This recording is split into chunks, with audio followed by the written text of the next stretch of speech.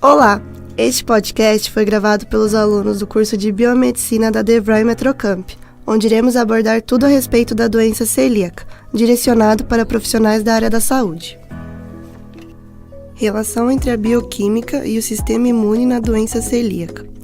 Quando ingerimos algum alimento que contém glúten, o sistema digestivo tem a função de quebrar a proteína até chegar em forma de aminoácidos.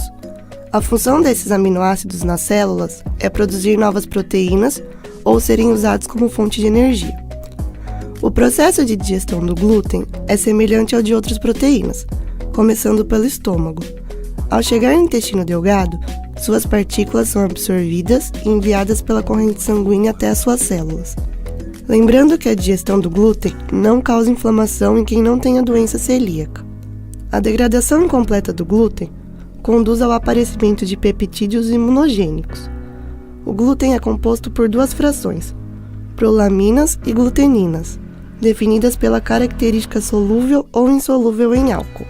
As prolaminas existentes no trigo designam-se em gliadinas e sofrem digestão incompleta no intestino delgado. Apesar de serem neutras nos indivíduos saudáveis, as gliadinas e as gluteninas de alto peso molecular são tóxicas para os doentes celíacos. Outras prolaminas, com composição e toxicidade semelhante às da gliadina, foram identificadas na cevada, que são as ordeínas, no centeio, que são as secalinas, e na aveia, que são as avelinas, sendo todas elas incapazes de sofrer hidrólise completa por enzimas digestivas humanas. Dos vários peptídeos resultantes da digestão incompleta do glúten, uns são mais imunoestimuladores que outros. Cabe aqui destacar os que contêm os aminoácidos prolina e glutamina. A prolina confere ao peptídeo uma maior resistência à proteólise gastrointestinal e aumenta sua afinidade para moléculas HLA-DQ2 e HLA-DQ8 presente nas células apresentadoras de antígeno. A glutamina é o substrato preferencial da desaminação pela enzima intestinal TTG, conferindo-lhe uma imunogenicidade acrescida. Já os pacientes com DC herdam genes que contribuem para a sensibilidade imunológica ao glúten. Diferentes genes codificadores de proteínas conhecidas como antígeno de histocompatibilidade leucocitária têm uma função diferente. A maior parte das pessoas com doença celíaca tem o gene HLA-DQ8 ou HLA-DQ2. Eles não são a única causa da doença da hiperatividade imunológica, mas a doença é incapaz de se estabelecer sem a presença de um deles.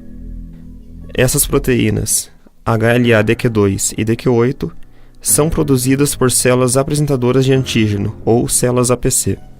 Essas células imunológicas atacam o organismo do indivíduo e proteínas externas despedaçam e encaixam os fragmentos proteicos nas cavidades das moléculas de HLA, e assim expondo a superfície celular para os complexos da proteína HLA a ser reconhecida por células do sistema imune linfócitos T.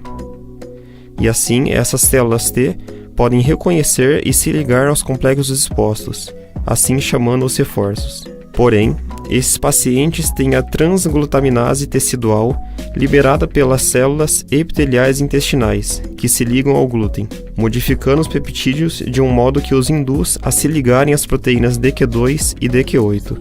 Como consequência, as células apresentadoras de antígeno, ou APCs, com as células epiteliais intestinais, expõem o glúten e os complexos de transglutaminase tecidual às células, unindo o glúten aos HLAs, ou antígeno leucocitário humano, e os enviam para a superfície celular, onde ativarão as células T, induzindo a liberação de citocinas e quimiocinas.